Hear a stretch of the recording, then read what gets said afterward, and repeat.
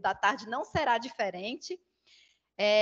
Temos alguns participantes ainda aqui ingressando na sala. Mas, como a gente já havia feito, né, toda a divulgação do evento ao longo da semana, com os horários de início, de término das palestras, a gente já vai iniciar. Conforme outros participantes chegarem aqui no nosso lobby, a gente faz a admissão deles e eles começam a acompanhar a palestra.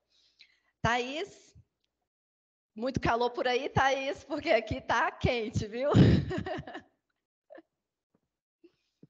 Microfone, Thaís.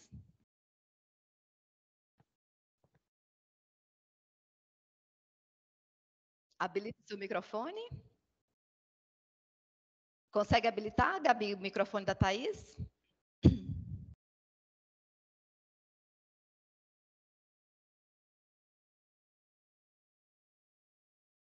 Deixa eu localizar a Thaís aqui.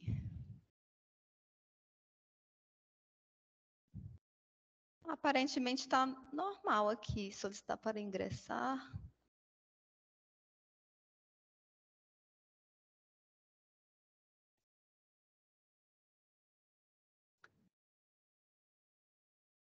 Fez o acesso com o login da FUNAI, Thaís? Então, você pode deslogar de novo e a gente espera você ingressar novamente.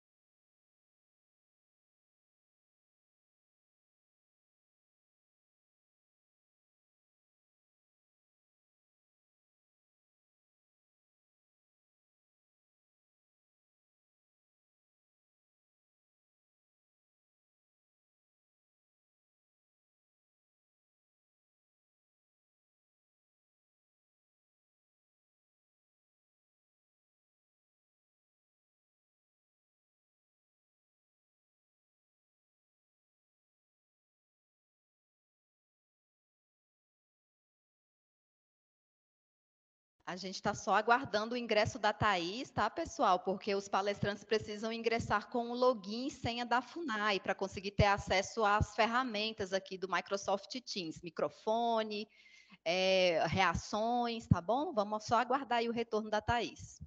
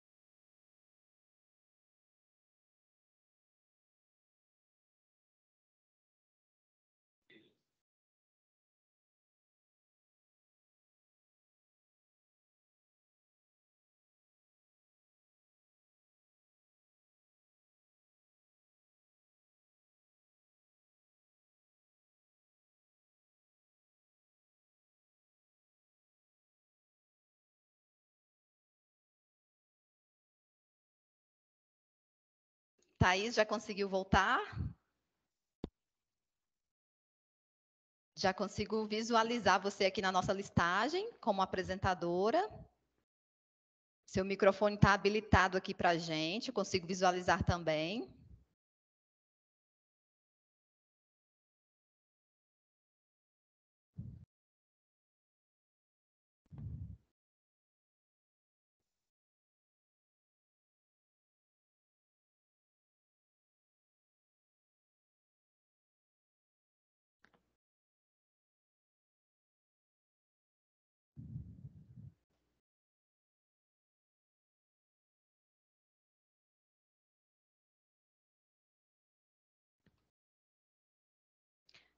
Não estamos conseguindo te ouvir, Thaís.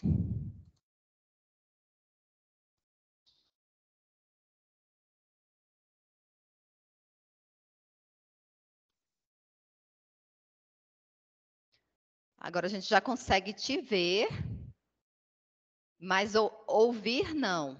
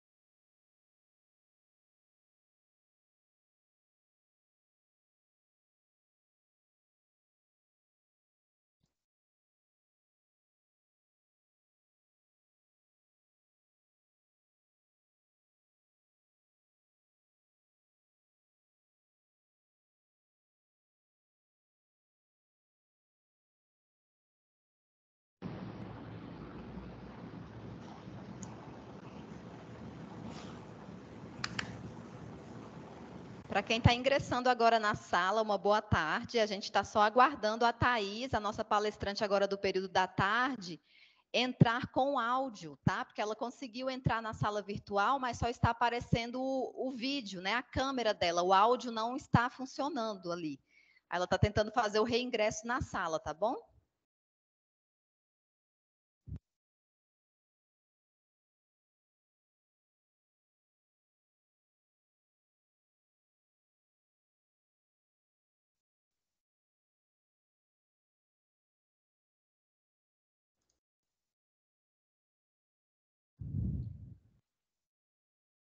Ainda não, Thaís. Deve ser alguma configuração.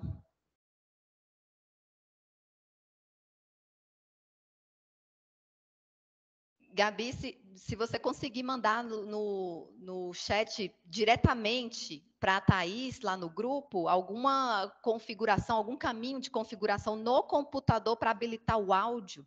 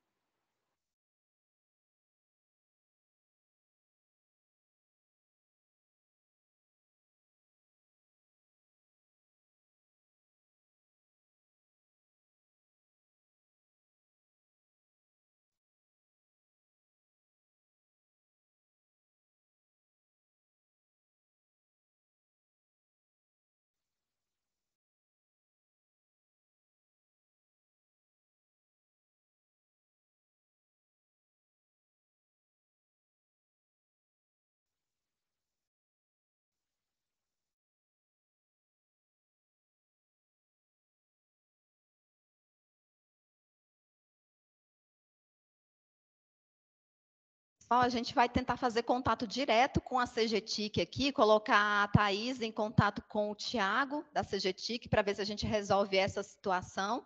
Peço para vocês 10 minutinhos, tá? A gente vai manter nossas câmeras desligadas aqui, nossos microfones também. Daqui a 10 minutinhos a gente retorna, tá bom? Obrigada, até já.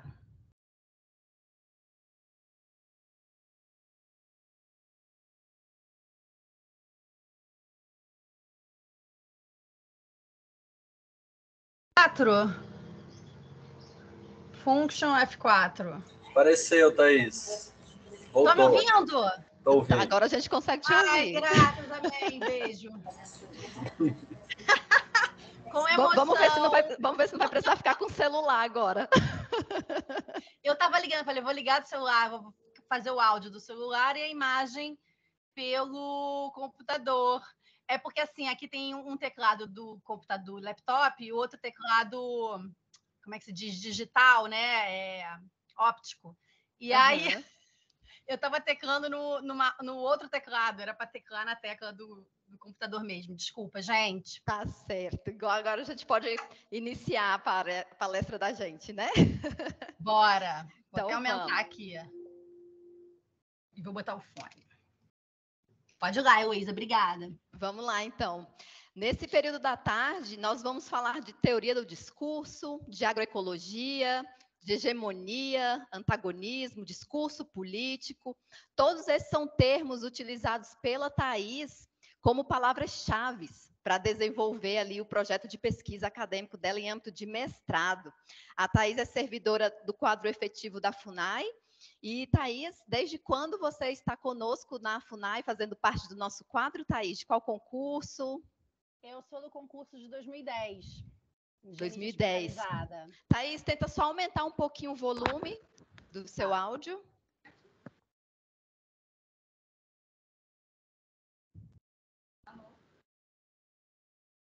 Vê se melhorou. Mais um pouquinho, melhorou? Thaís. Mais um pouquinho? Isso. Antes estava melhor? Aí tá ótimo. Tá ótimo então agora. Tá ótimo. Pronto. Então, você entrou na FUNAI no concurso de 2010. Entrou já como indigenista ou como agente? Porque nós temos, né, casos de servidores que fizeram para os 2 cargos, entraram primeiro como agente, depois foram para o cargo de indigenista. O meu foi indigenista especializado, de repente, Brasília. Ah, sim. Já veio direto para cá, então. E, Thaís, quais os locais, né, as unidades de lotação sua já dentro da FUNAI ao longo desses 12 anos, né, de servidora da FUNAI? Então, eu estava brincando, mas foi isso, né? De repente, Brasília, né? A gente faz o concurso e realmente você passou, é aprovado. Sim. Mas eu sempre trabalhei na CGE Etno, né? Enquanto estive na FUNAI sede.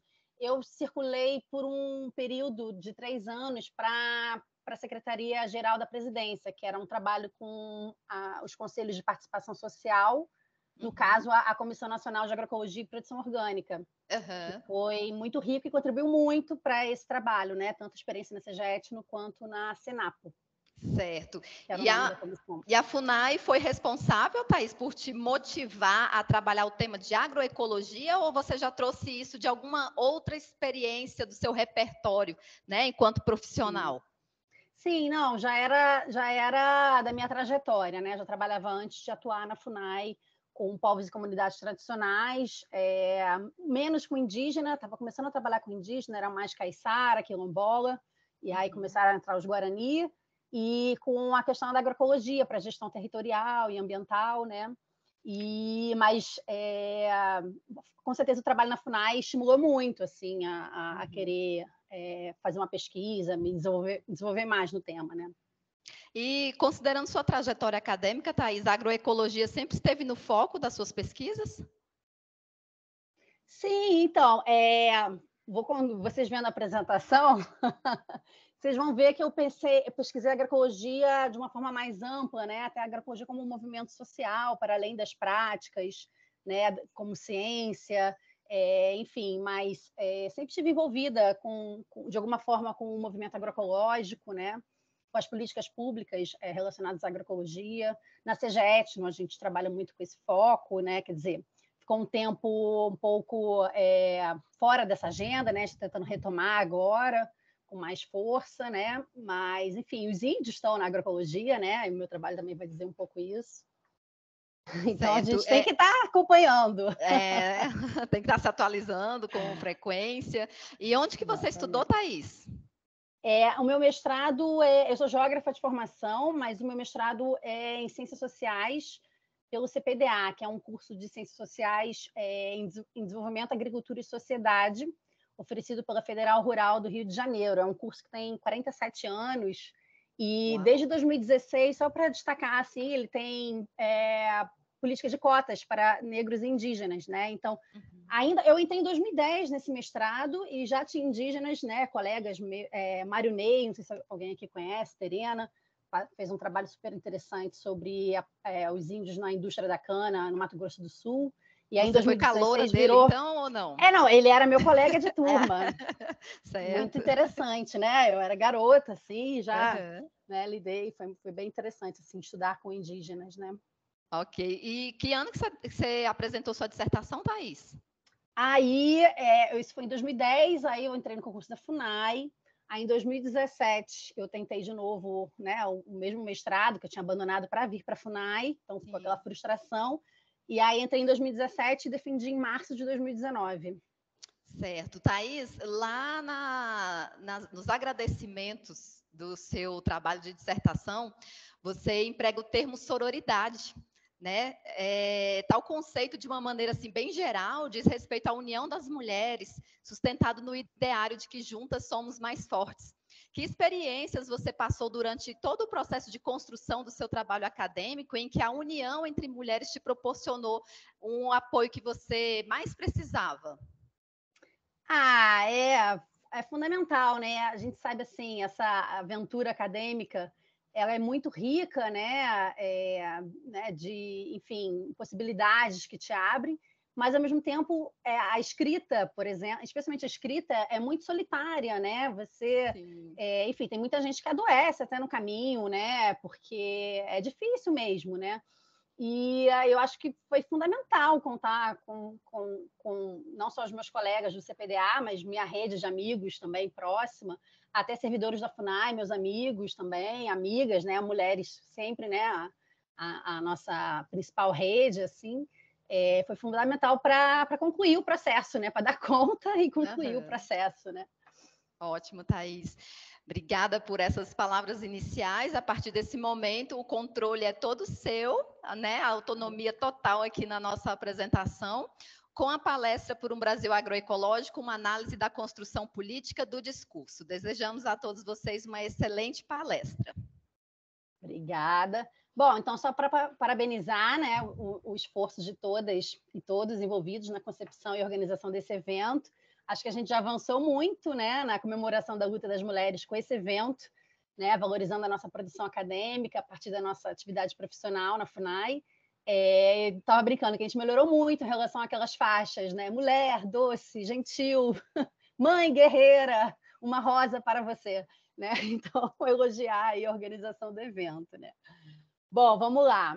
Eu estava falando do CPDA, que eu gosto sempre de puxar a sardinha do CPDA, porque é um curso muito interessante, né? Aí eu ia destacar os grupos de pesquisa que compõem o CPDA, né? Que um deles é o OPA, Observatório de Políticas Públicas para a Agricultura, e o Ceresan, e eles juntos participam daquela rede Pensan, que elaborou até esse inquérito o último, né, nacional sobre a insegurança alimentar no Brasil, né? Então tem pesquisadores de lá que fizeram parte da pesquisa.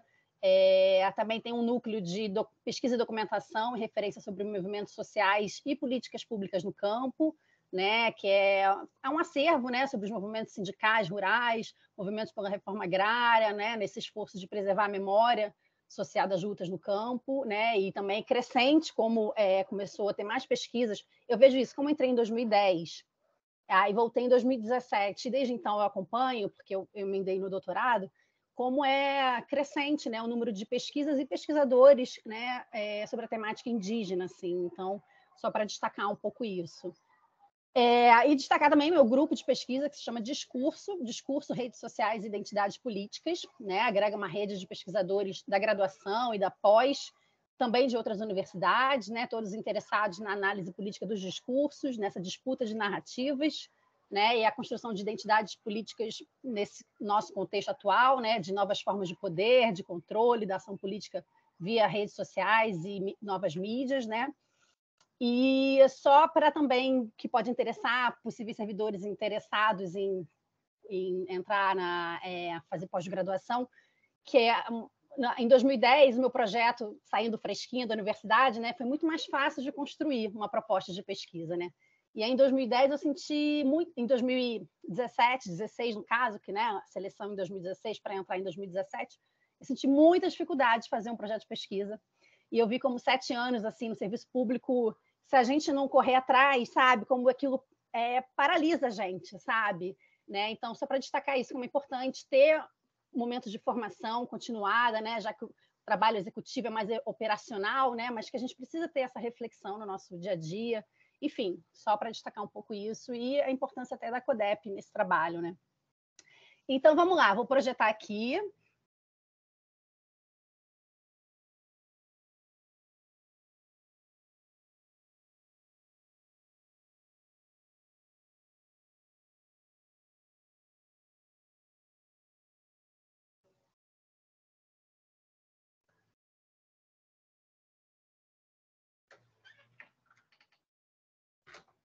Está carregando.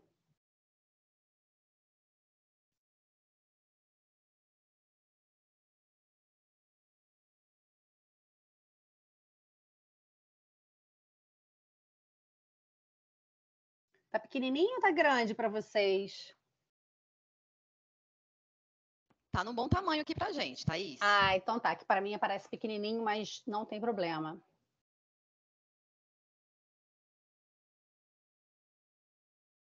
Isso. Tá, então, meu projeto, né, por um Brasil agroecológico, uma análise da construção política do discurso. Por um Brasil agroecológico, ele era o lema, né, da Política Nacional de Agroecologia, né, a gente quer um Brasil todo agroecológico, né, uma política pública com abrangência nacional, então usei isso no título, né, e uma análise que são possíveis várias, e eu quis olhar por esse olhar da teoria do discurso, que foi o que me encantou, assim, logo que eu entrei no curso de mestrado, né. Eu, inclusive, ia fazer, a proposta inicial era fazer, vou já botar no slide aqui a entrevista, né? Já peguei algumas coisas, né? Da escolha do tema, que tanto a experiência nessa GET como nessa Senapo, né? Contribuíram para essa pesquisa, né?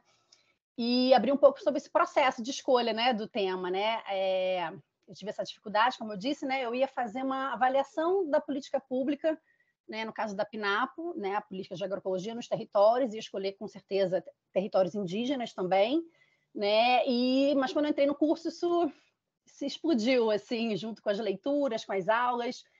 Os professores disseram que isso é ótimo, mas dá muita insegurança, né? Porque eu fui para fazer uma coisa e mestrado parece que não, mas é rapidinho, são 2 anos, né? Então mudar, sim, mas foi super importante abrir, né? Novos horizontes. Então acabei saindo dessa de avaliar especificamente uma política pública, né? Mas para olhar por essa lente do discurso, né? Então, essa seria a minha primeira proposta, né? A avaliação da PNAP nos territórios, e aí nasceu a segunda, que foi olhar a disputa entre os discursos da agroecologia e do agronegócio, né? Visto como pares antagonistas, né? E propostas e modelos muito diferentes e muitas vezes inconciliáveis, né? Mas aí, com pouco tempo, né, para fazer a pesquisa, 2 anos, né? Seriam 2 discursos muito complexos para analisar, né? E com a ajuda da minha orientação, eu decidi olhar no mestrado só para o discurso da agroecologia e deixar o discurso do agronegócio, né? E essa disputa, né, para o doutorado, né? Eu fui a louca que emendou uma coisa na outra e agora trabalhando, mas tudo bem, papo para outro evento. E aí, então, nasceu a terceira proposta, que deu origem, de fato, à dissertação, que foi olhar o discurso da agroecologia, como se construiu, né, no Brasil, né, quais atores, quais os marcos dessa trajetória, né, e um pouco da justificativa e da contextualização. Seria isso, assim, né?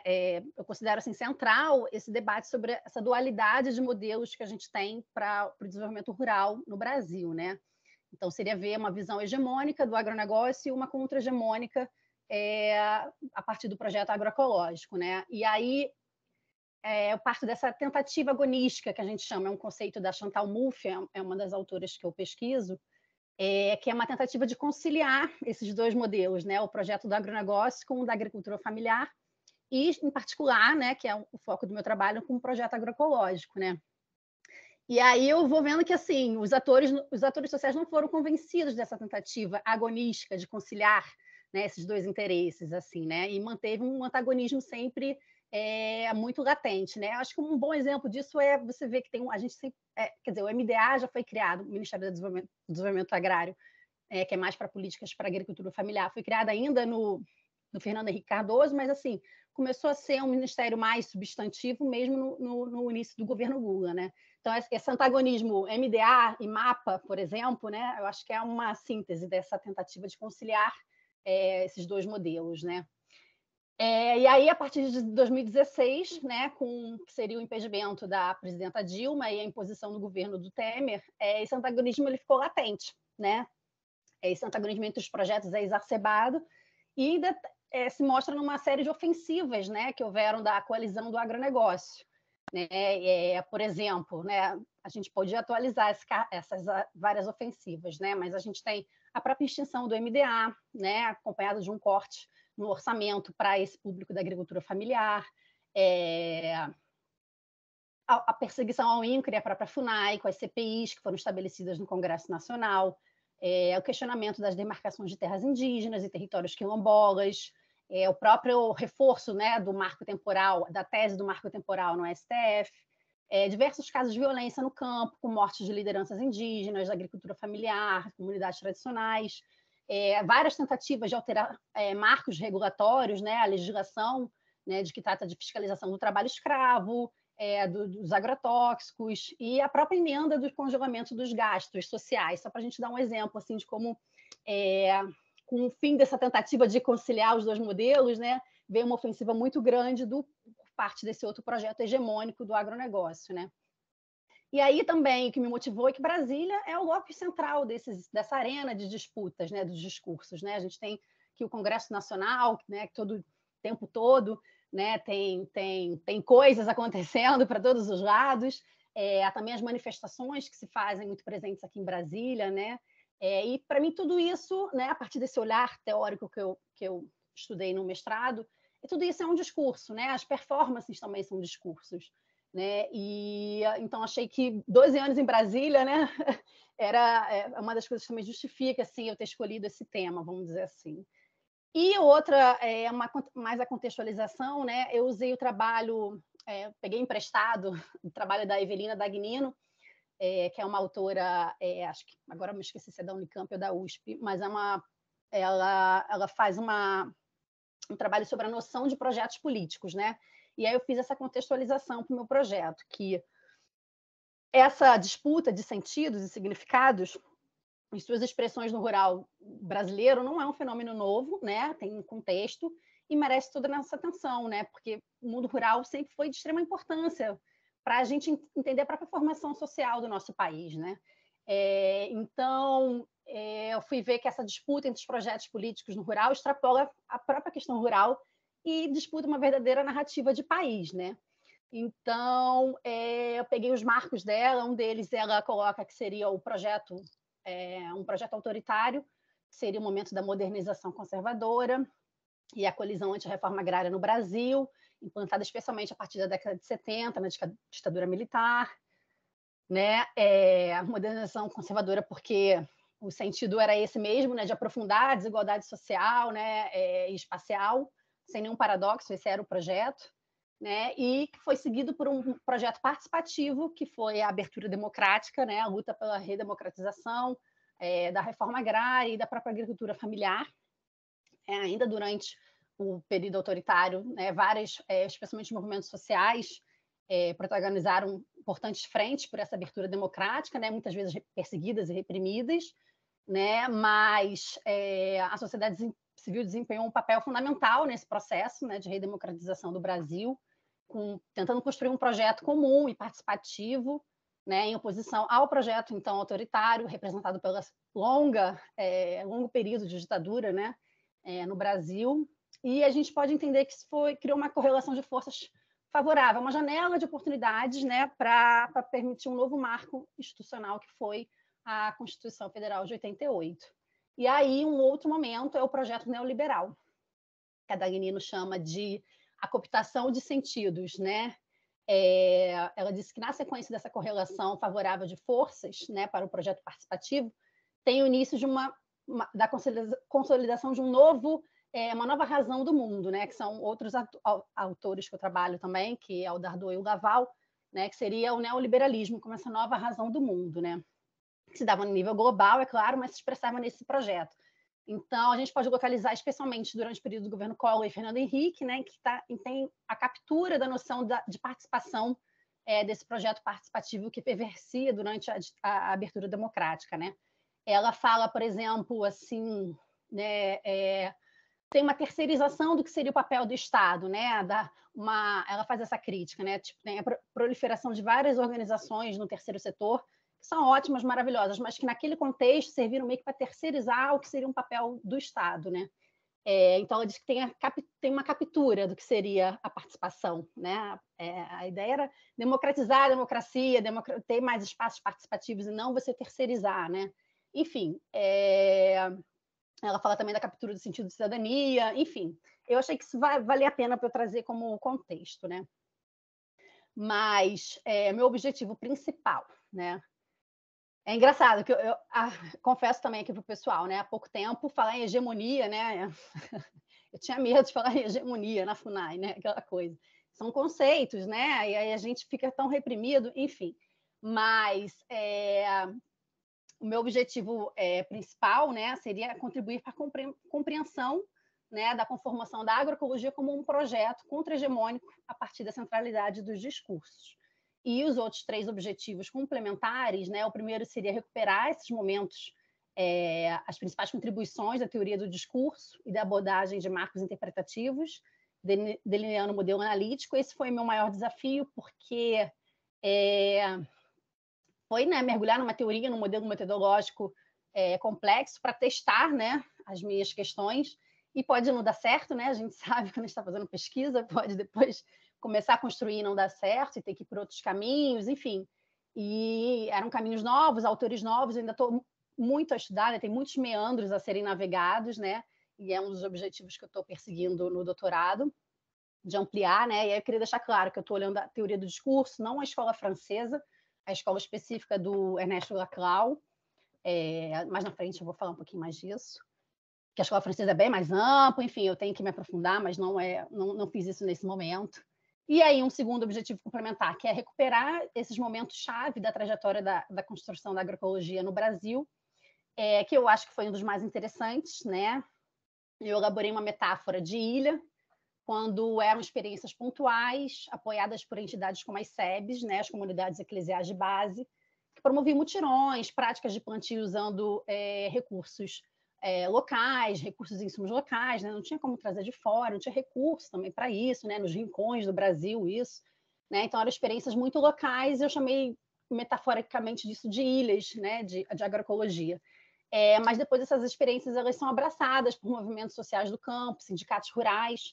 Destaco aqui a rede PTA, que é o Projeto Tecnologia Alternativa, promovido pela FASE, né? E aí, metaforicamente, chamo isso de um arquipélago, né? Em que você tem a multiplicação dessas experiências agroecológicas, né? E a conformação de uma verdadeira rede de experiências e de trocas, né? E depois de ilhas, arquipélago, o continente, quando se configura como uma política pública de abrangência nacional, com um plano, né? Um plano de ação instituído no PPA, envolvendo diversos ministérios, com acompanhamento da participação da sociedade civil, através da Senap, essa comissão onde eu trabalhei. E depois isso foi para os estados, né? Vários estados já têm suas próprias políticas estaduais de agroecologia, espelhadas na política nacional, né? Replicando o plano também nos territórios, enfim. Então, seria um momento continente, né? Essa metáfora. E o terceiro objetivo complementar, analisar os discursos dos 4 encontros nacionais de agroecologia, né, olhando seus marcos de diagnóstico, pronóstico e motivação, que é o meu modelo metodológico, né, e que foi, de fato, pegar analisar o discurso, né? E ver o que eu conseguia tirar dali, se eu conseguia... E eu acho que consegui bons resultados, já apliquei em outros momentos também, através do meu grupo de pesquisa. A gente também olhou o discurso sobre a pandemia, o discurso negacionista e o discurso científico. Enfim, a gente está sempre aprimorando, né, esse modelo metodológico, mas a gente conseguiu coisas interessantes, vamos dizer assim, né? Então, foi isso. Só para dizer, eu não fiz exatamente trabalho de campo, mas eu tinha observação participante. Eu cheguei a participar de 2 desses encontros nacionais de agroecologia, né? Então, eu já tinha muita coisa que para escrever sobre, vamos dizer assim, né? Só porque ficou, você não fez trabalho de campo. Eu falei, mais ou menos, né? Porque como é análise do discurso, você usa muito um material textual, claro, o discurso é mais do que isso, mas eu usei as cartas políticas do ENA, né? Mas também ter participado, né, no centro disso tudo, também tinha muito material para já pesquisar, né? Enfim. Então, a delimitação do meu objeto foi isso, né? Primeiro, entender essas múltiplas abordagens da agroecologia, que a gente pode chamar verdadeiramente de agroecologias, no plural, né? Que dialoga muito com sua proposta de ser diversa e inclusiva, né? Então, a gente pode entender que existem práticas agroecológicas, né? Que até que normalmente quando a gente fala em agroecologia é o que mais remete às pessoas, né? Mas também existe uma ciência agroecológica, né? E cada vez se consolida mais com cursos universitários, cursos técnicos específicos. Aqui a UNB mesmo tem um curso no IF de Planaltina, né? Em agroecologia. É um movimento social porque abrange diversas organizações do campo e da cidade, né? Várias organizações buscaram isso, né? A gente quer produzir alimentos, mas a gente quer que seja de forma agroecológica, né? E então também usa-se como uma pauta do seu próprio movimento, né? Também um modo de vida, né? Tornou-se um enfoque de políticas públicas através, por exemplo, da PNAP. E é um projeto político, e por que não também um fenômeno discursivo, que é o que eu tento defender na minha dissertação. E aí o recorte temporal que eu uso é 2002 a 2018. 2002 porque é quando acontece o primeiro Encontro Nacional de Agroecologia, que é um marco, né? E 2018 que durante esses, né, vão acontecer os 4, né? De 2002 a 2018, os 4 encontros nacionais. 2018 que era o limite também da minha pesquisa, e aconteceu o 4º encontro, né?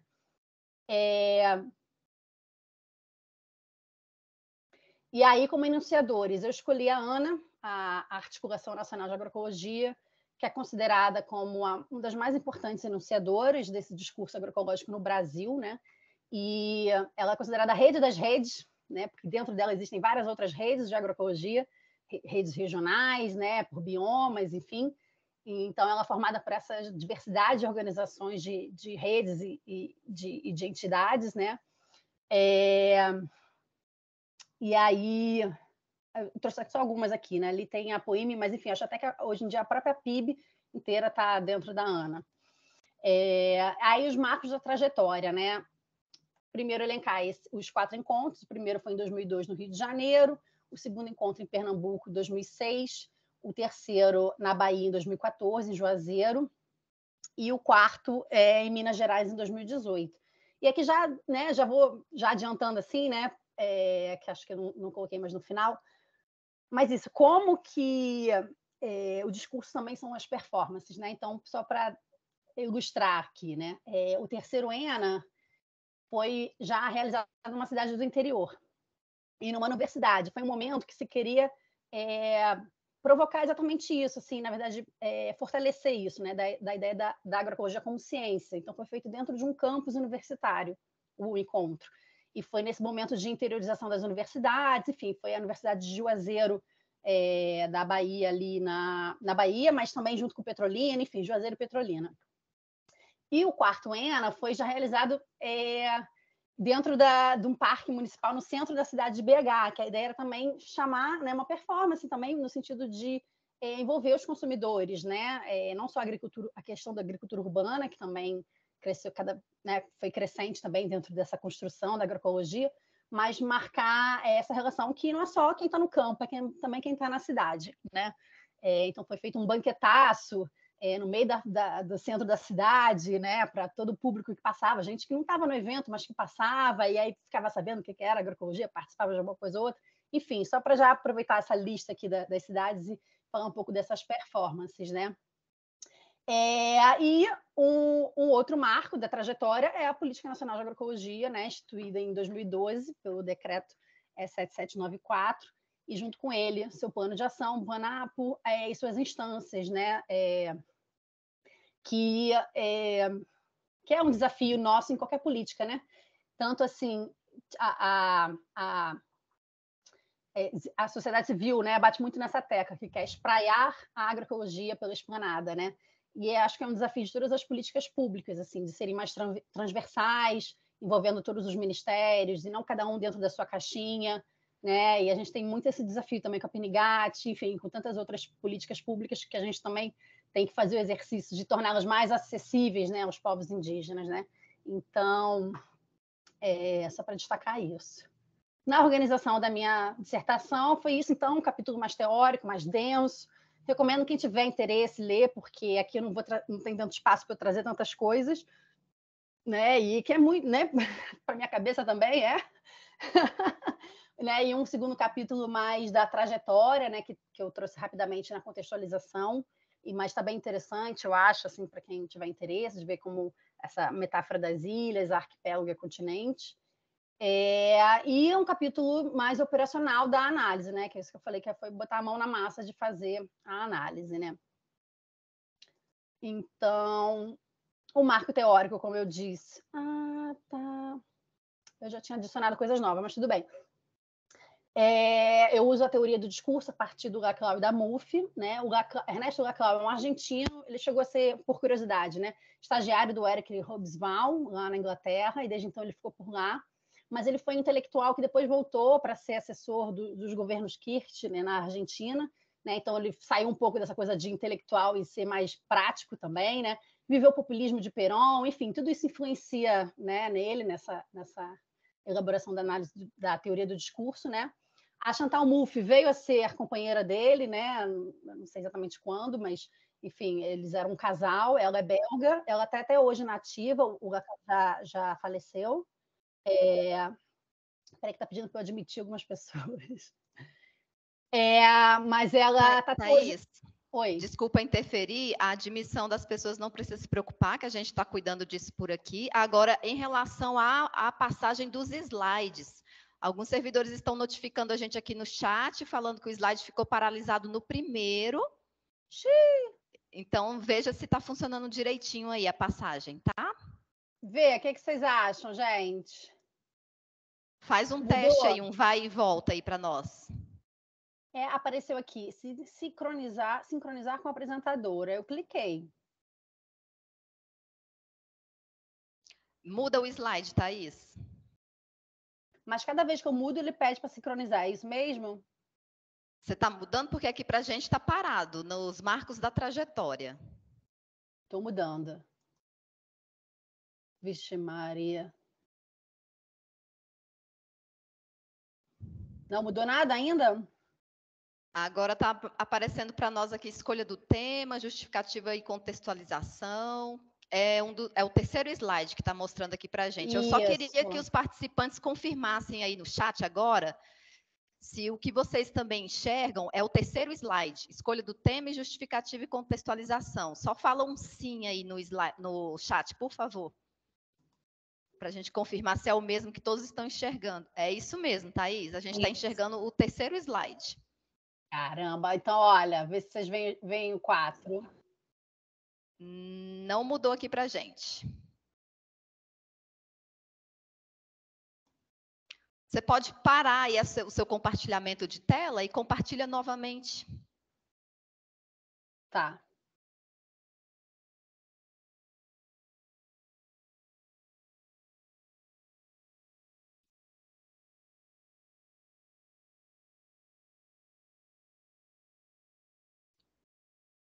Só cancelar o compartilhamento e compartilhar de novo. Tá carregando aqui. Poxa, achei que vocês estavam acompanhando e eu nem consegui ver o chat, gente, desculpa, né? Não dá. A gente ama o Teams de coração, viu? Eu vou te falar.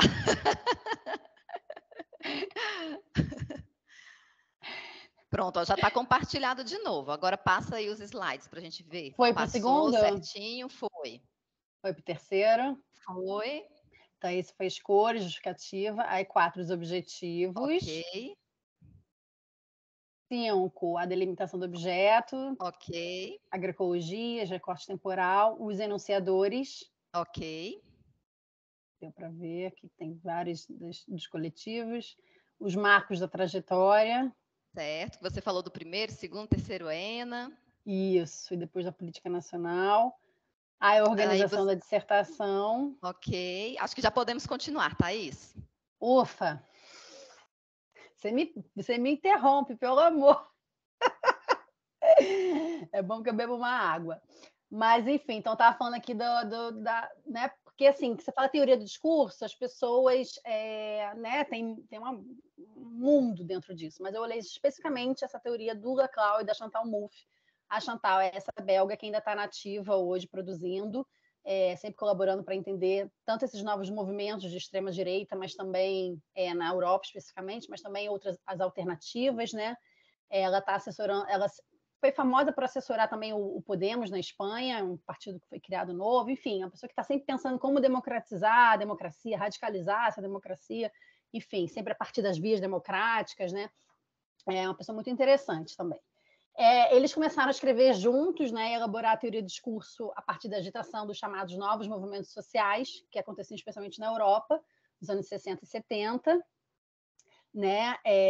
São mobilizações de massa, né? Manifestações de estudantes, grandes greves de trabalhadores, movimento em defesa pelos direitos civis de negros e mulheres, grupos marginalizados, minorias, enfim, foi uma ebulição ali, né?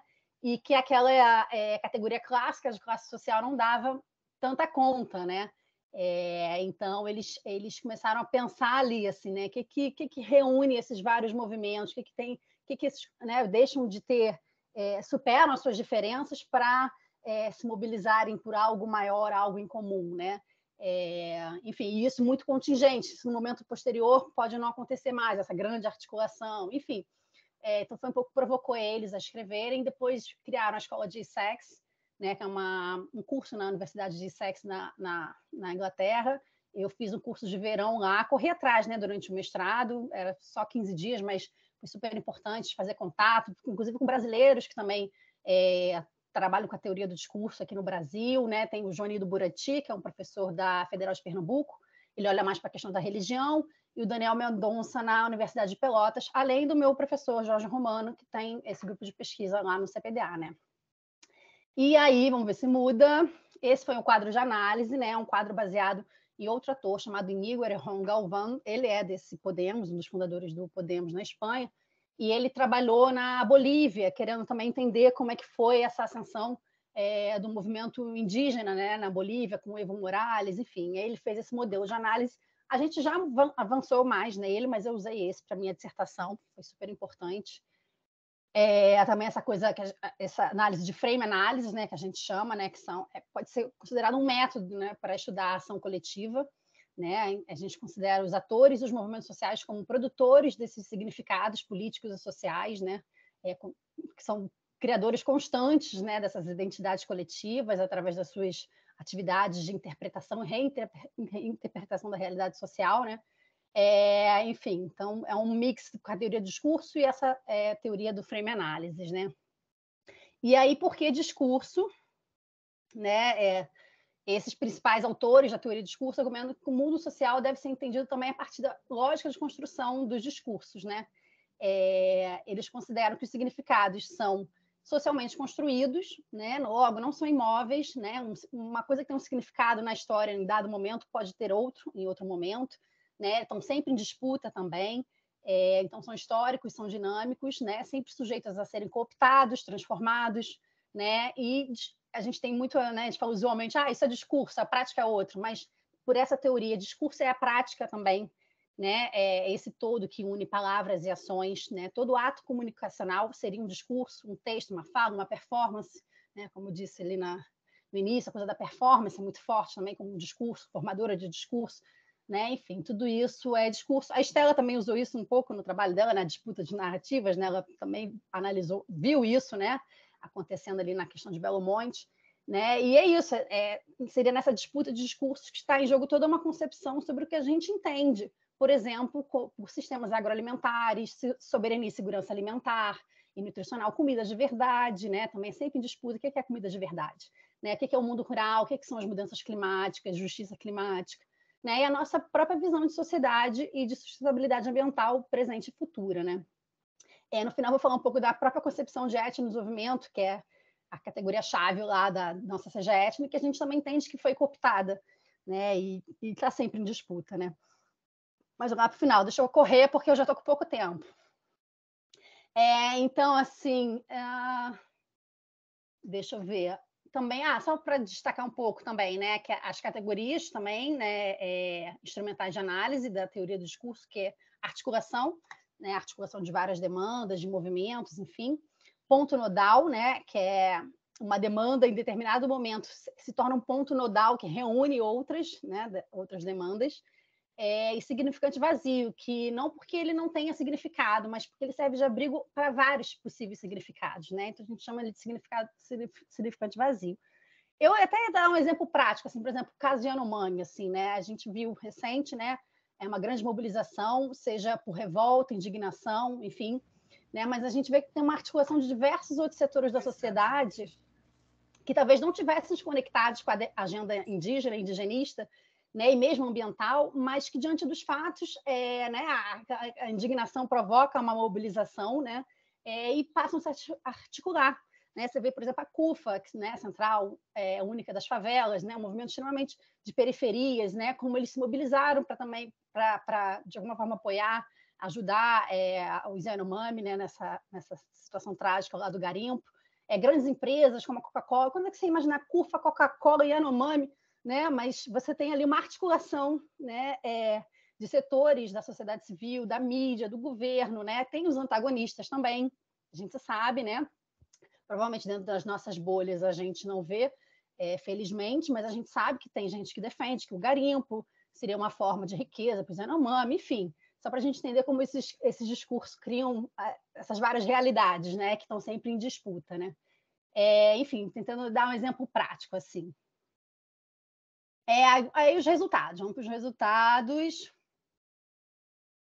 Vamos lá, que para mim está pequenininho.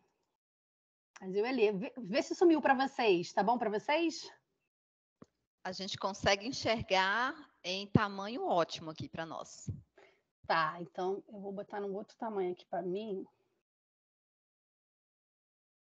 Só para poder ler. Essa é a tabelinha de marcos, né? Fica assim meio... eu quis botar para ilustrar, né? Mais ou menos o que a gente fez. E resumir para vocês, claro, né? Esse foi o marco de diagnóstico, que eu fui ver qual que seria o problema que cada Encontro Nacional de Agroecologia, naquele dado momento, elencou, né? Então, a gente vê, no primeiro ENA, era o padrão vigente de apropriação da terra, baseado no latifúndio e na grande empresa rural, os monocultivos.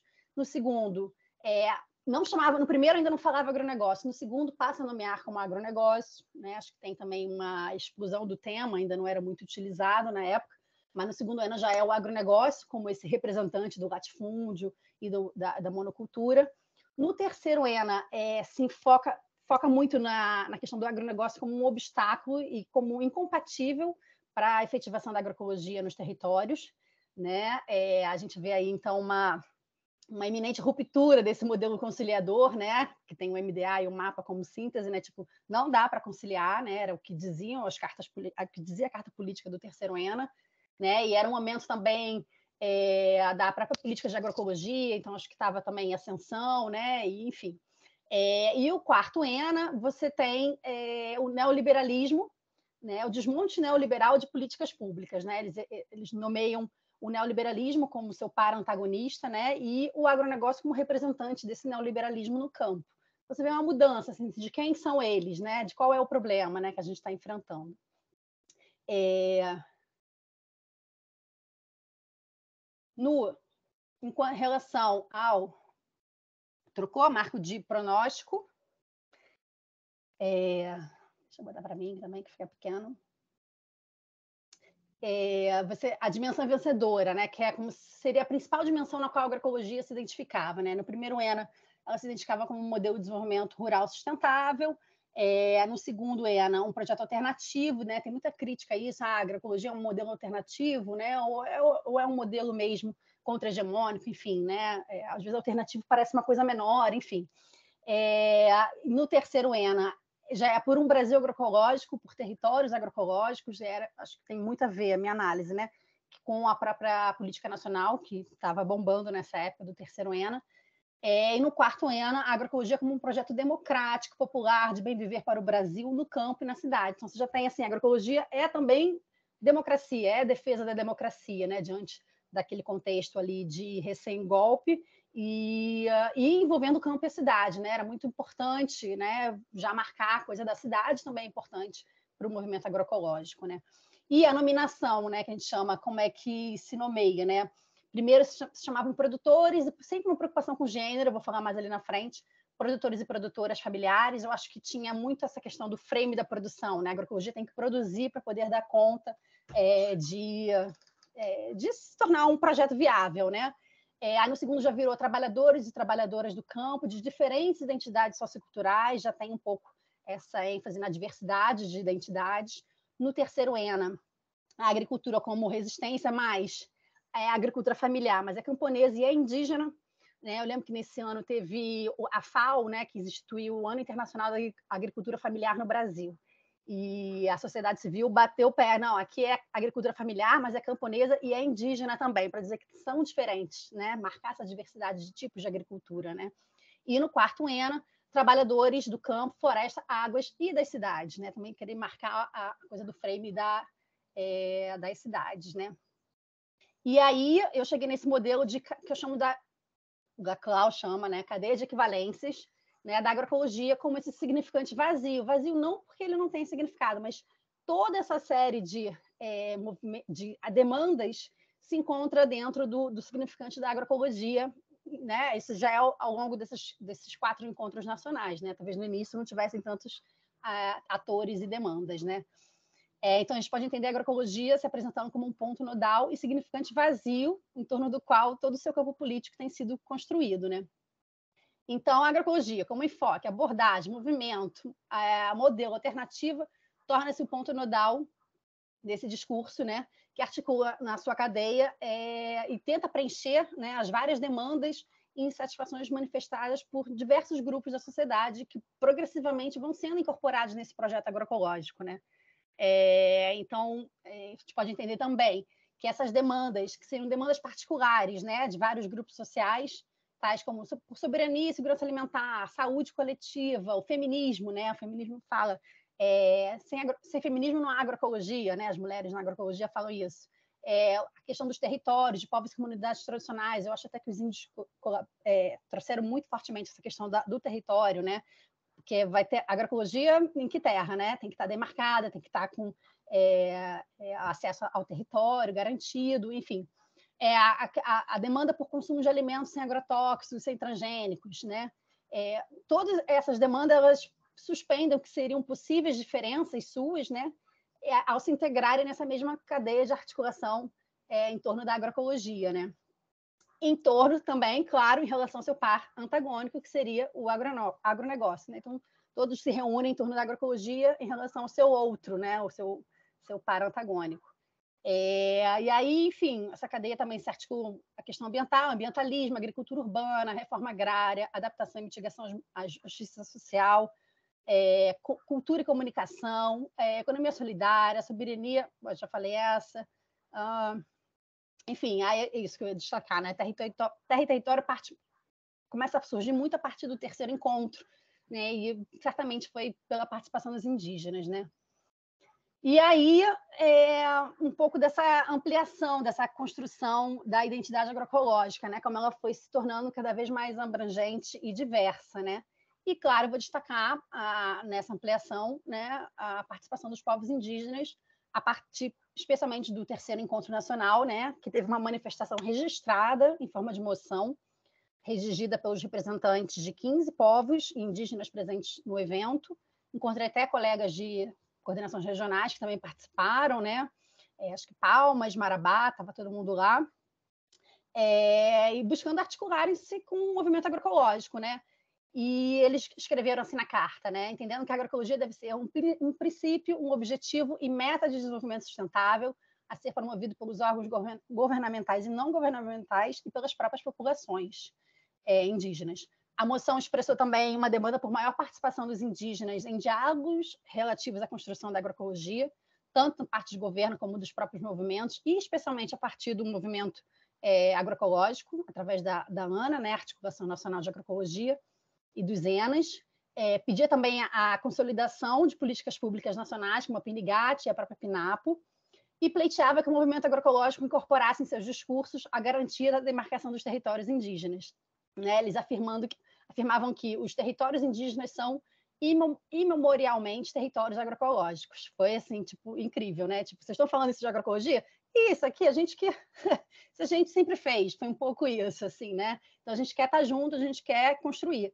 E foi a partir de então que a FUNAI passou a ser convidada permanente dessa Comissão Nacional de Agroecologia. Não conseguiu uma vaga porque era um decreto, enfim, ia ter que mudar o decreto para ter mais um participante, mas conseguiu ser convidada permanente, assim como representantes indígenas também participavam das reuniões. Tinham sempre um ou dois, o Jairan, não sei se alguém conhece, era o que mais participou nessa época. E aí também, só para destacar, né, foi no quarto ENA, isso foi no terceiro, né, que acho que bombou essa participação indígena. No quarto, teve uma plenária já específica dos povos indígenas, né, foi a primeira vez que teve uma plenária só para os povos indígenas, para eles debaterem, né, a participação deles, enfim, né, debaterem a agroecologia em seus territórios, enfim. E na carta política, que fez questão de destacar, né, que foi a maior participação indígena de todos os encontros, né, eles botaram que é uma expressão que a agroecologia se encontra com ela mesma, com suas raízes fundadoras. Né? E depois disso teve o CBA, que é o Congresso Brasileiro de Agroecologia, em Aracaju, Sergipe, em 2019, em que já pela CGE Etno a gente conseguiu levar uma delegação de indígenas da agroecologia. Também houve plenária específica. Esse grupo segue de alguma forma articulado, né? A gente está tentando rearticular, especialmente esse ano, né? Com uma nova agenda. Vai ter encontro de novo esse ano. Enfim, os servidores da FUNAI também estavam lá, de outras regionais. Então, você vê que assim, é uma coisa crescente, né? Houve uma entrada para não sair, né, desse movimento. E aí vou destacar também, já que é das mulheres, a participação das mulheres também nessa ampliação desse nós agroecologia, né? No primeiro encontro, né, não tinha nada muito explícito em relação à participação das mulheres, mas já havia uma preocupação em incorporar a questão de gênero. Eles sempre falam produtoras e produtoras, agricultoras e agricultores, né? Sempre né, marcando que são agricultoras, mulheres. Criou-se um GT e tal, mas no segundo ENA avança um pouquinho, né, no sentido de articular essas demandas das mulheres de forma mais explícita, com o lema Mulheres Construindo a Agroecologia, e destacou também um esforço de tentar alcançar a paridade de gênero na participação dos encontros, né? Teve 54% de homens e 46% de mulheres. No terceiro encontro, o lema já era Sem feminismo não há agroecologia, né? E as mulheres incorporando as suas demandas feministas dentro desse significante vazio da agroecologia de forma ainda mais significativa, né? Foi realizada também uma plenária própria e anterior às demais atividades do encontro, né? De modo que tanto suas demandas quanto as suas representantes estivessem presentes em todos os seminários temáticos, né? Que aconteceriam no encontro. Então já foi uma participação mais organizada para ser mais incisiva, né? Nesse recorte de gênero. E no quarto encontro as mulheres iniciaram a plenária com uma mística, né, a partir dos rios da vida, em que elas apresentavam a memória da trajetória da agroecologia, colhidas nas etapas preparatórias, né, e foi muito uma reação a uma mesa que teve do Congresso Brasileiro, que foi até aqui em Brasília, que era a trajetória da agroecologia, e só tinha homens, né, e as mulheres, não, peraí, a gente está desde o início também construindo isso, a gente tem também que falar, né, a nossa participação nisso. E aí elas fizeram uma mística, né, simbolizadas pelos rios de os principais rios de cada região, né, Amazonas, Araguaia, São Francisco, Rio Doce, Paraná, mantendo lemas que sem feminismo na agroecologia, e ampliaram para somos como as águas, juntas temos mais força. Né? O quarto encontro foi também para elas o encontro das águas, ao referirem-se à força dos rios e à sua força enquanto mulheres, ao resistirem às opressões do agronegócio e do neoliberalismo, né? E terminaram dizendo, né, era sem feminismo no agroecologia. No quarto encontro também estava as mulheres estão em fúria feminista, né? Só para marcar como, né, cada vez é mais crescente isso. Bom, enfim, para o último marco é o marco de motivação, né, que é como a gente, diante desse diagnóstico, né, que a gente vê qual é o problema, a injustiça, se constrói um nós, um eles, como a gente se nomeia e como é que a gente se mobiliza para construir uma agenda política, né, como a gente avança, né, diante daquilo que está, né, nos impedindo, enfim, do que é um problema. E aí essas bandeirolas do ENA, eu acho que elas são um exemplo perfeito assim, desse marco motivacional, né? Diante dos problemas e injustiças, a construção do nós e eles, como avançar nessa agenda através de uma ação política, né? Então, assim, se o problema denunciado é o latifúndio, é a expropriação de terras, a solução é a garantia dos territórios, a demarcação das terras indígenas em quilombolas, em que aí um dos lemas é a causa indígena é de todos nós, o Brasil é quilombola, nenhum quilombo a menos. Se o problema é a degradação ambiental, a perda de biodiversidade, a agenda é a agroecologia e defesa das sementes crioulas, pelo fim do uso de transgênicos e agrotóxicos, né? Pois agrotóxico mata, assim como adiante do problema do machismo, do patriarcado. Parou? Eu estou no que estão as bandeirolas, marcos de motivação. Aqui para nós aparece esse também, Thaís. O 18. Obrigada. Isso, 18 de 20. Está acabando, gente! Então, assim, machismo, patriarcado, sem feminismo na agroecologia. Racismo, violência e preconceito. Se tem racismo na agroecologia, até a questão racial passou a ser uma demanda dentro da agroecologia. Vidas negras importam, basta genocídio. Diante de um problema, até a questão da mídia também, né? Eles têm uma super preocupação em comunicar, né? Então, tem redes de comunicadores, os comunicadores de todas as organizações do campo participam dessa rede para cobrir os eventos, né? Então, uma mídia alternativa, eles têm um lema que é a comunicação do direito, calar jamais, enfim. Não, diante dos grandes plantios de monocultura, irrigação e indústria da seca, não ao deserto verde. O problema não é a seca, e sim a cerca. Ao invés do combate à seca, é a convivência com o semiárido. Enfim, sempre fazendo um outro discurso, vamos dizer assim, né? Bom, por fim, só para dizer a continuidade, né? Que eu estou agora no doutorado, está bem difícil, né? Inclusive, estou bem afastada nesse momento, mas aproveito e faço um apelo para a CODEP, para a GGP e toda a FUNAI, para ver se conseguem retomar o edital lá da pós-graduação, que eu sou uma das que estão ali, né? No páreo. E, enfim, o negócio está parado há 2 anos e muita gente me procura, né? Servidores que querem fazer pós-graduação e eu também não sei, né? Preciso também saber como é que está isso. Mas você vê que a demanda é grande, né? Pessoas que estão aprovadas em cursos importantes, antropologia na USP, enfim, né? E deixar de cursar, sabe? É realmente muito chato. Mas, enfim, mas a minha continuidade como eu falei, eu estou olhando agora para o discurso do agronegócio, é um pouco mais difícil, um pouco mais dolorido, inclusive, mas também ver como que o agronegócio se apropria dessas noções, né, de sustentabilidade, né, por exemplo, propondo uma agricultura de baixo carbono, a tal da classe média rural, que foi muito criticada, que seria o agronegocinho, né? A própria questão dos orgânicos, ela fica no mapa, restrita a muitas informações técnicas, normativas técnicas, quero dizer, né? E não é só a questão de um alimento mais saudável, sem agrotóxicos, né? Fica uma coisa mais pouco participativa do ponto de vista da sociedade, vamos dizer assim, né? A questão dos agrotóxicos, que agora tentaram mudar para defensivos agrícolas, você vê que essa disputa está o tempo todo aí, né? A própria questão dos transgênicos, que houve por parte de alguns setores, a vacina da Covid é transgênica, esse transgênico vocês não são contra, enfim, né? Está sempre vindo assim como uma disputa, né? E como o agro, né? O próprio termo agro, né? Essa corruptela, como é que se diz, né? Esse resumo, agro é tudo, né? É o seu próprio significante vazio, né? É tudo, inclusive, o que ele não é, né? Como, por exemplo, agora as chamadas, né, são cada vez mais a agricultura quilombola, semente, né? Semente cacau, enfim, se apropriando a mandioca, se apropriando de coisas que não são originalmente, né, do seu escopo, né? Então você vê que essa disputa está sempre aí, né? E aí e que a gente está agora olhando também para a Seja Etno.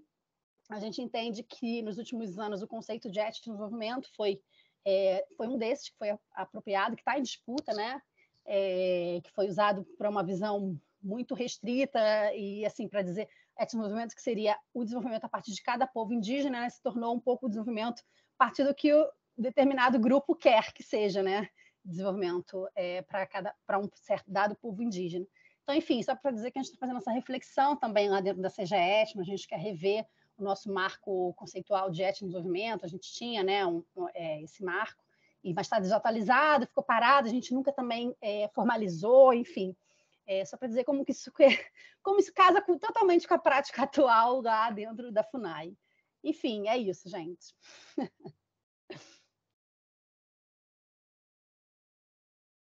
Obrigada, Thaís, pela brilhante palestra. Mais uma vez, tivemos contato aqui com um tema muito relevante, que está correlato aos trabalhos desempenhados pela FUNAI. Nesse momento, a gente abre, então, o período de interação, né, do nosso evento, com perguntas, podem ser feitas diretamente pelos próprios participantes. Para isso, basta que vocês levantem a mão, que aparece na tela de vocês, na parte superior da exibição, onde tem os ícones, tem chat, pessoas, levantar. Onde aparece levantar a mão, vocês podem clicar, que aí a gente já acompanha aqui na listagem de participantes, para ver a ordem da participação. Quem não quiser fazer a pergunta diretamente, usando o microfone, vocês podem colocar no chat, que a gente também está monitorando o chat. E para iniciar, Thaís, eu vou fazer aqui dois questionamentos, né, a respeito da sua pesquisa. A sua pesquisa se inscreve num conjunto de trabalhos sobre experiências agroecológicas, que enxergam a agroecologia como forma de promover o resgate à tradição do campesinato, de reproduzir conhecimento local, de reproduzir alimentos mais saudáveis. A partir dessa sua pesquisa e com base nos discursos que foram analisados, né, é possível inferir que a agroecologia tende a seguir um caminho em que a dependência de políticas governamentais seja minimizada ou não, é muito pelo contrário, né? Fica evidente o tema central de atuação do Estado para entregas de fundo agroecológico para os cidadãos e, no nosso caso, enquanto FUNAI, para as comunidades indígenas. Qual seria essa relação, né, dos trabalhos voltados para a agroecologia e as políticas públicas? Tende a ser mais independente ou não? É 100% dependente ainda das políticas? Então, já pode responder? Já sim. Então tá. Então, vendo essa construção da agroecologia, você vê que a agroecologia ela era praticada por vários grupos, movimentos, sem necessariamente apoio estatal, de políticas públicas, né? E que isso tornou-se um momento dentro dessa trajetória, né? A partir da PNAPO, outras políticas para a agricultura familiar, enfim, a gente tem o PAA, a PNAE, a gente tem várias políticas que apoiaram, né? A agroecologia de modo geral, a agricultura familiar de modo geral. E aí, porque me marcou muito uma fala que, quando teve o desmonte, né? Tipo, a Senapo parou de se reunir, o MDA não existiu mais, enfim, teve esse corte nos orçamentos.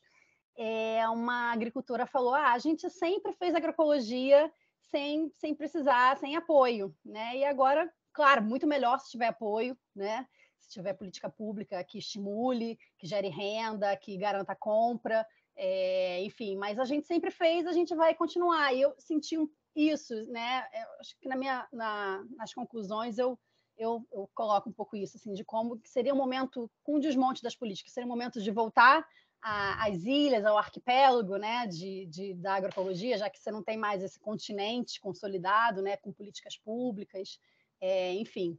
Mas eu senti isso. Claro que houve muitas dificuldades. Você vê, a pobreza rural aumentou muito, a questão da fome aumentou consideravelmente, né? Isso está tudo dentro desse contexto de desmonte das políticas públicas, especialmente no campo, né? A fome, inclusive, ela também é regionalizada, assim, né? Não só a região norte e nordeste são as que mais têm dados sobre a fome, mais pessoas passando fome, mas também o campo, né? A miséria rural, assim, ela foi marcante nesse período, como aumentou a pobreza e a miséria no campo, né? Ok, Não sei se eu Thaís. respondi. Outra questão, Thaís, é quando você explana ali o marco de prognóstico, né, da sua pesquisa, onde há a delimitação de gêneros, quando se refere aos envolvidos nos trabalhos agroecológicos, né, as produtoras e produtores do campo, trabalhadores e trabalhadoras do campo. Eu me lembrei da Marcha das Margaridas, né, que é uma estratégia de mulheres do campo e da floresta, configurando como um momento de mobilização das mulheres trabalhadoras rurais para refletir, sobretudo, sobre condições de vida. Durante suas pesquisas, você teve a oportunidade de analisar discursos produzidos pelas Margaridas? Sim, então, a Marcha das Margaridas de 2013, acho que 2013, com certeza, aqui em Brasília, o lema principal era pela agroecologia.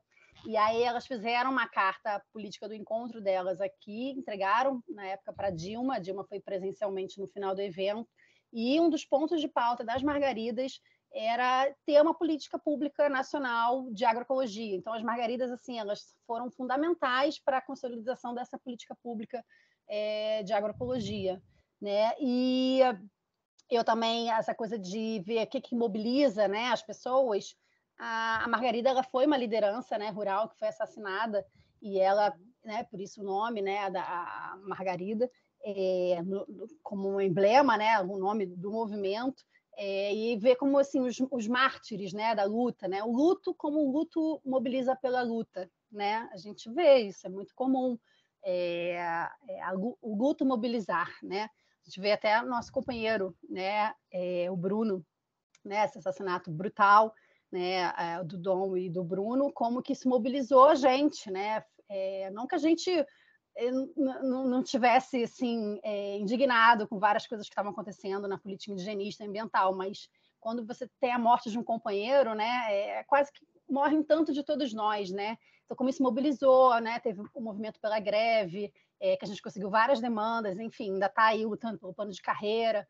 Você vê como está tudo conectado, né? Então, eu vejo a Margarida também como esse símbolo, assim, a partir da morte de uma liderança muito importante, como que isso mobilizou as mulheres do campo, né, a lutarem. Certo, Thaís, obrigada. A gente vai passar agora para a participação dos nossos servidores e servidoras que estão nos ouvindo e participando aqui do evento, mas antes eu só vou ler aqui um recadinho deixado pela Cláudia Bandeira. Ela agradece pela apresentação, Thaís, e só pede desculpas porque teve que sair um pouquinho mais cedo da sala, tá bom? Começando aí pela interação, a Alexandre de Melo Cavalcante tem uma pergunta para lhe fazer. Alexandre, fique à vontade. Bom, boa tarde.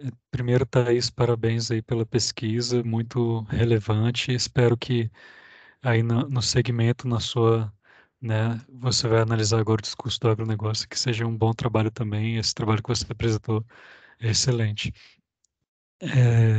A minha pergunta é sobre, eu achei bem interessante quando você fez o histórico de, assim, a evolução, né, dos discursos dentro do ENA, e tem essa questão de como se fosse uma inserção da cidade na problemática. E aí, qual é a sua visão, assim, em relação a como a agroecologia é refletida nos movimentos sociais nas cidades, e aí, enquanto FUNAI, como que a gente pensa isso em termos de políticas indigenistas, né? Como que a nossa atuação nas cidades, por exemplo, dentro dessa temática da agroecologia. E, mais uma vez, parabéns, hein? Obrigada, Alexandre. Respondo direto? Melhor, né? Então, acho que isso que é o interessante de ver, essa trajetória, né? Não que as cidades não tivessem incluídas, assim, mas como se tornou importante nomear, né, a questão dos consumidores nas cidades, da agricultura urbana também, né? É um desafio também a questão da produção e o acesso a alimentos de qualidade nas cidades, né? Então, tornar essa produção mais próxima aos grandes centros consumidores, né? Então, assim, e é a dinâmica das nossas cidades, né, do Brasil, né, como cresceram, as periferias, enfim, as grandes cidades, né? Então, era um tema já latente ali dentro, mas tem um momento que ele emerge, vamos dizer assim, né? Por isso que eu acho que é interessante ver nessa construção.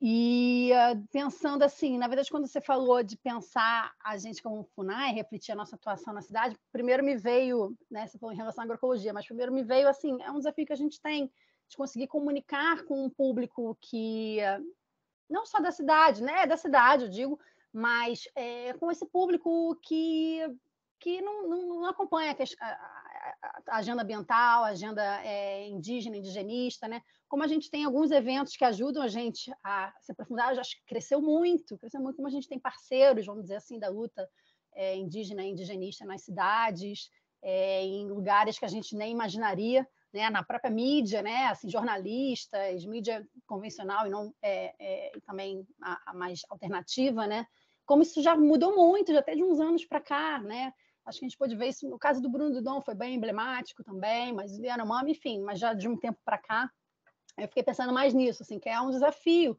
né, e é interessante olhar os discursos exatamente isso, assim, de como né, precisa chegar na cidade. Então, como construir um discurso que chegue na cidade, que mobilize o público da cidade, né, para a nossa causa, e como manter também essa mobilização, é outro desafio também, né? Mas você pensou mais na questão da agroecologia? Eu não entendi, desculpa, a nossa atuação FUNAI e a questão da agroecologia nas cidades? Desculpa, eu peguei parte da pergunta e Sim, não, não perdi outra. é porque eu fiquei pensando na questão de demandas indígenas nas cidades. Tá. Sim, não, é o nosso, também é outro grande desafio nosso, né? Uma grande parte.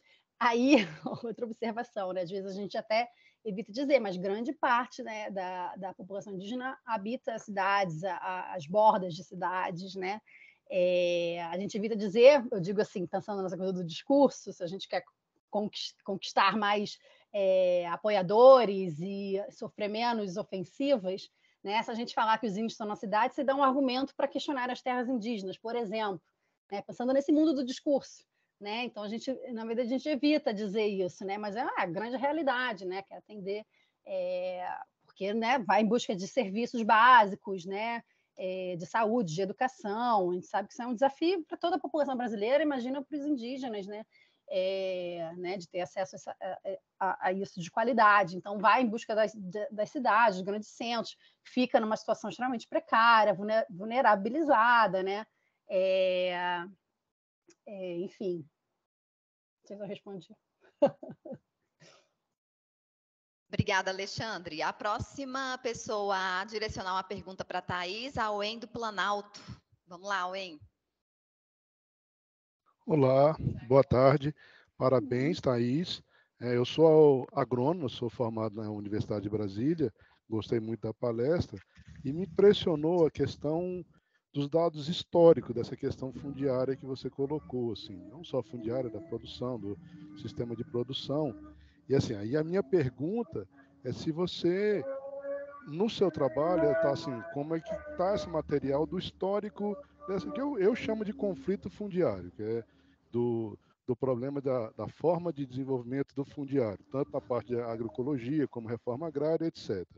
E você falou bastante, a pergunta se consta bastante essa informação no seu trabalho.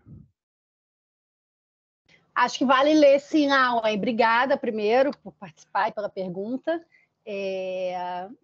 O segundo capítulo, que eu coloco um pouco mais isso, assim, inclusive as principais entidades que guiaram né, que eram os iniciadores desses discursos contra a reforma agrária, contra os direitos dos povos indígenas, né, eu coloco um pouco lá, especialmente nesse momento tenso que foi, né, que a gente dá como dado, né, a Constituição Federal, mas também foi uma grande disputa ali, né, por que entrar nessa Constituição cidadã, vamos dizer assim, e até a avaliação de que o projeto da reforma agrária morreu ali, né, ele não entrou do jeito que a sociedade civil brigava para entrar, né, enfim, é visto como uma derrota, assim, apesar de ser um momento super importante, ter várias outras conquistas, né. Ali eu falo de algumas personalidades, a UDR foi conformada ali, né? Muito, né, em função para ser um discurso contra a reforma agrária, né? E aí tinha o Ronaldo Caiado como seu principal enunciador, né? Hoje governador aqui do Goiás. Então acho que vale ler lá. Eu fiz uma recuperação melhor e mais detalhada assim das organizações, os nomes das pessoas, os discursos. Acho que vale olhar lá. É que aqui não deu, é tanta coisa, gente, que você, né, na hora de fazer um recorte, você vê, eu até passei do tempo. Só lembrando para os participantes, aqueles que tiverem interesse em ver na íntegra o trabalho acadêmico da Thaís, este está disponível no repositório da Biblioteca da FUNAI, o link está compartilhado aí no chat. Lá no repositório vocês podem pesquisar direto pelo nome da Thaís ou então pelo nome da dissertação de mestrado dela, tá bom? O próximo a fazer a pergunta é Keiciane. Vamos lá, Keiciane.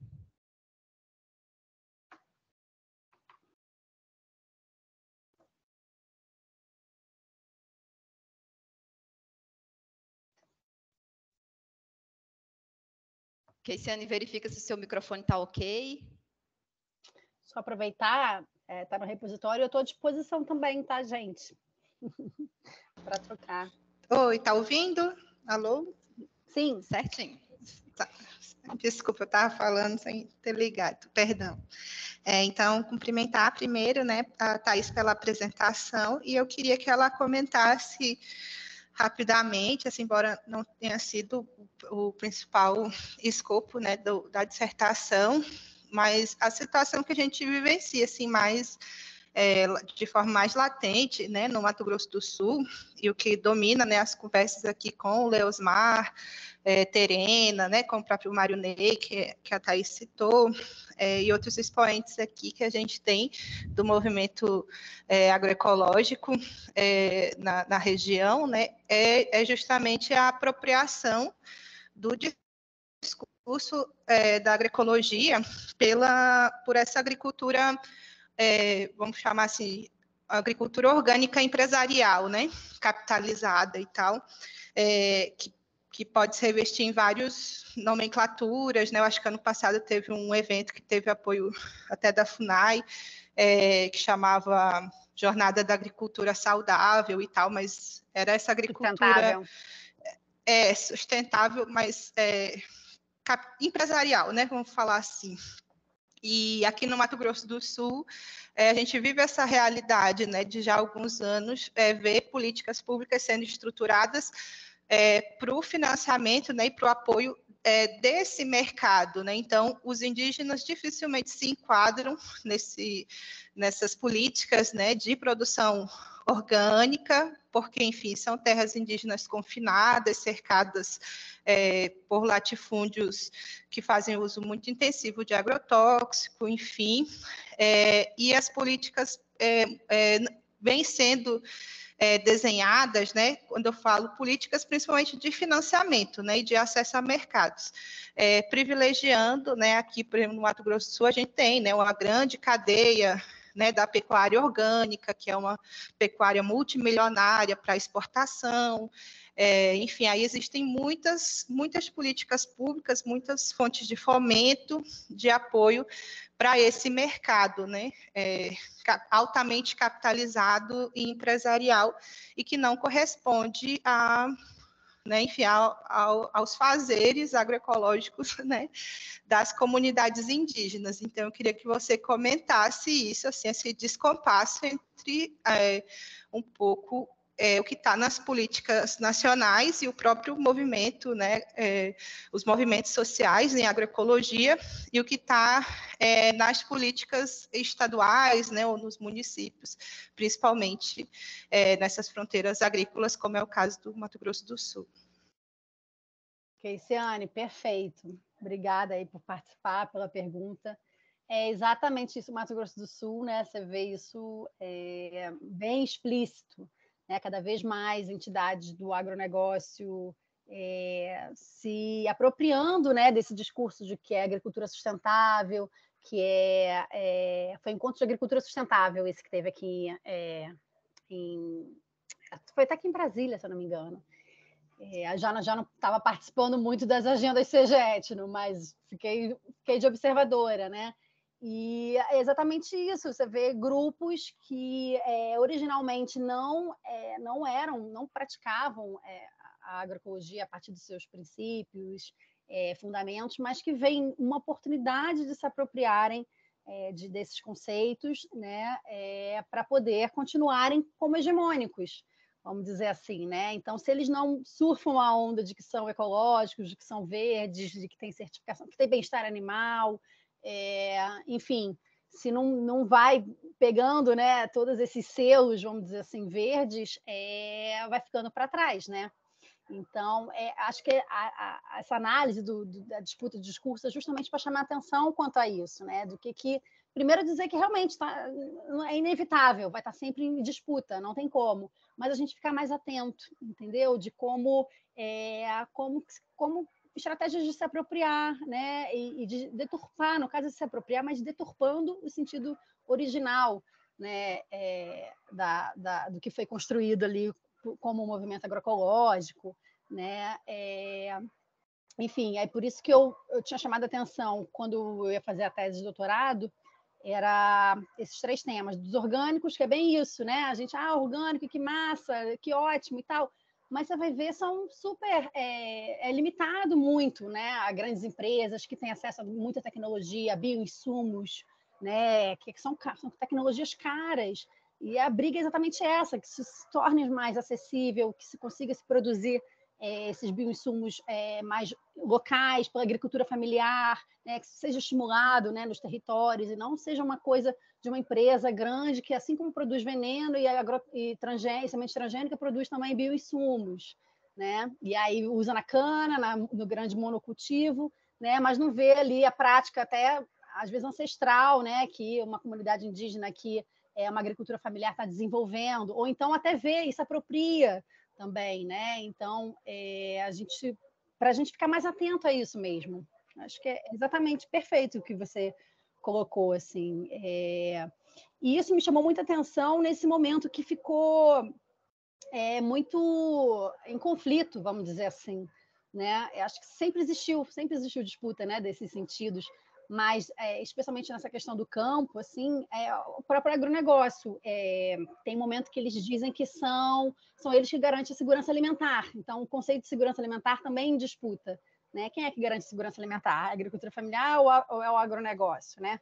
Aí tem isso. Eu sempre tento desprezar esse dado, né, de que pelo menos 70% do que a gente produz, do que a gente consome, é produzido pela agricultura familiar, né? Mas no agronegócio que garante a segurança, é o celeiro, o Brasil é o celeiro do mundo, né? Vem essa ideia, né? Porque produz grãos para alimentar porcos, enfim, em todo lugar do mundo, que vai gerar comida para outras pessoas em todo o mundo. Enfim, e é essa segurança alimentar que a gente quer, né? É essa comida que a gente está falando, é a soja, enfim, são as commodities, né? Ou é a produção local, com qualidade, da agricultura familiar, enfim. Então, é para a gente ficar bem atento mesmo que está o tempo todo isso. Me chamou muita atenção, assim, por isso que foi bom olhar pelo olhar da teoria do discurso, né? Você fica achando, é menos agroecologia. Não, mas tem tudo a ver, né? Dialoga diretamente com essa disputa de sentidos, assim, que a gente está vendo no nosso rural, no Brasil todo, né? Obrigada, Keiciane. São 16h38 agora, horário de Brasília. Nós vamos prosseguir até 15 para as 17 horas, tá? Para compensarmos aqueles primeiros minutos da nossa apresentação por problemas técnicos. E antes da gente prosseguir com a listagem de pessoas que querem fazer diretamente a pergunta para a Thaís, eu vou fazer a leitura de uma pergunta, Thaís, que chegou no chat, da Alessandra Smith. Ela pede para ver se tem como você falar um pouco sobre o peso do movimento indígena no debate nacional da agroecologia. Oi, Alessandra. Então, retratei, né, tentei buscar, quer dizer, vi isso na construção, nessa trajetória, né? Com certeza, havia participação indígena muito pontual, sabe? Deveria ter, assim, no primeiro encontro eu não fui, mas sempre tem, né? Mas como isso ficou incisivo no terceiro encontro, né, que teve a delegação indígena, que veio com uma carta que foi lida para as autoridades já presentes, né? Tinham ministros, foi o primeiro encontro que teve ministros, presidente do Banco do Brasil, por conta da questão de crédito, enfim, foi um ato político assim, muito importante. E ali foi marcante, assim, no terceiro encontro, né, em 2014, a participação indígena dentro da agroecologia. E como eu disse, eles falaram, gente, a agroecologia, nossos territórios são memoravelmente agroecológicos, né? Então a gente tem muito a contribuir, a gente quer estar dentro desse movimento. E acho que hoje o encontro que vai ter esse ano, na verdade, é um CBA, que é um congresso brasileiro que é mais científico, vamos dizer assim, mas também tem sempre uma disputa para que eles sejam mais acessíveis à população e tal, mas não é que nem o ENA. O ENA é realmente um encontro dos agricultores, das agricultoras, né, sem academia, vamos dizer assim, né? O CBA é mais acadêmico. Mas eu tenho certeza também que vai ter ainda mais participação, mais trabalhos. O último tinham vários indígenas apresentando trabalhos sobre agroecologia nos seus territórios, produção de arroz, gente do Sul, gente do Nordeste. Enfim, é isso. Os indígenas cada vez estão mais nas universidades e estão produzindo, né, conhecimento. E eu acho que o movimento agroecológico está muito aberto para isso, né? E, como eu falei, acho que esse ano é crescente, eu acho que é uma crescente, sabe? Não tem como voltar atrás, assim. Vamos até ver, agora está tendo, se tudo der certo, a Senapo, né? A comissão vai ser reformulada, né?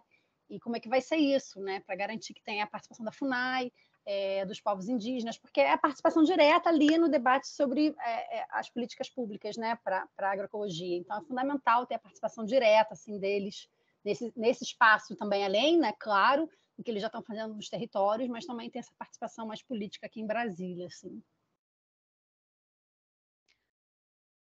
Eu tinha visto que a Monique levantou a mão antes do Dionis. A gente só vai ter mais essas duas participações, tá? Para seguirmos para o nosso encerramento. Monique, por favor. Boa tarde. Vocês me escutam? Parabéns, Sim. Thaís, aí pela palestra. Na verdade, assim, que eu só queria me apresentar, porque eu ia perguntar, porque de manhã não deu para mim entrar, né? Só consegui entrar hoje no período da tarde, se tinha problema, né? Ah, certo, tá. Monique, não tem problema nenhum, não, tá bom? Tá certo, só para adicionar meu nome aí, mas é só isso mesmo, tá bom? Certo, obrigada. Obrigada, pode vocês. se inscrever em sessões específicas, né? Pode se inscrever em todas ou em algumas que você vai Isso, porque eu tinha me inscrevido em todas, por isso que eu estava falando, né? Aí de manhã teve uma reunião, não consegui sair. Só para estar avisando, tá? Obrigada, Monique. Obrigada, vocês. Tchau, tchau. Dionis. Thaís, boa tarde. Parabéns pelo trabalho e uma proposta bem interessante essa situação da análise do discurso, como isso tudo vai conjugando no novo paradigma que tem se apresentado aí das mudanças climáticas e os modos de produção. Mas eu queria sair um pouquinho desse assunto que você tão bem pontuou da dualidade dos dois modelos, do esverdeamento da produção, e pensar um pouquinho na estratégia para dentro da CGE Etno. Como houve na gestão passada o problema daquela questão do discurso da insegurança alimentar e houve a implementação de alguns projetos com o viés do produtivismo com as comunidades indígenas, qual seria uma estratégia viável para esse momento de transição para garantir a segurança alimentar dos indígenas e enfrentar o modelo produtivista que foi implementado através de uma política de Estado da própria FUNAI? Sim. Nossa, Dionis também, pá! Na mira. Olha, vou te falar que a gente bate tanto cabeça para isso, mas a gente tá ciente e né, a gente está no momento assim, já tem um tempo, né? A gente veio se organizando também. Independente do resultado das eleições, a gente queria ter uma proposta da CGE Etno para esse ano, né? E é uma coisa que incomoda também muita gente, isso de cair sempre no mesmo pacote, né? Sementes, ferramentas. A gente sabe que é fundamental isso na ponta, né? Isso ajuda muito, mas que a gente, né, não é o suficiente, né? A gente quer ter projetos mais estratégicos, a gente está querendo avançar nesse sentido, assim, de ter atividades básicas, que realmente é isso, é um recurso para gasolina, para ferramenta, para semente, mas a gente quer ter a maior parte do recurso da CGE direcionada para projetos mais estratégicos, né? É isso. Que semente é essa, né? É uma coisa que incomoda muita gente, esses pacotes de sementes híbridas, né? Ao invés de estar formulando políticas com as sementes, claro, é um processo, a gente não vai conseguir de um dia para o outro, né? Ter essa autonomia, né? Mas estimular isso, né? Essa maior circulação das sementes indígenas, das sementes crioulas, né? Ainda que seja da agricultura familiar ali ao redor, né? Bancos de sementes, fazer essa rede de bancos de sementes indígenas, né? E tentar cada vez sair dessa cilada que é depender extremamente desses insumos, né? Então, só para dizer que assim é um super desafio nosso mesmo. A gente quer botar isso em prática a partir desse ano e ano que vem também, né? A gente sabe que é médio e longo prazo, né? Mas de estimular mais. A gente entende também que a agenda da agroecologia, a agenda da produção sustentável, que é a minha coordenação interna especificamente, né? Ela ficou muito embaixo, assim, né? De acordo com o nosso regimento interno, né? Que a gente tem ali como competência.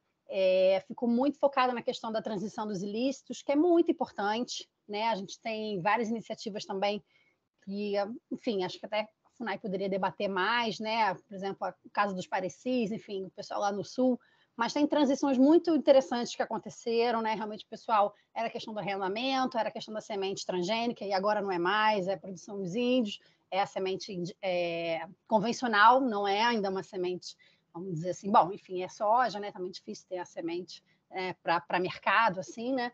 Mas que teve uma transição, teve realmente uma busca por tornar o processo mais sustentável, enfim.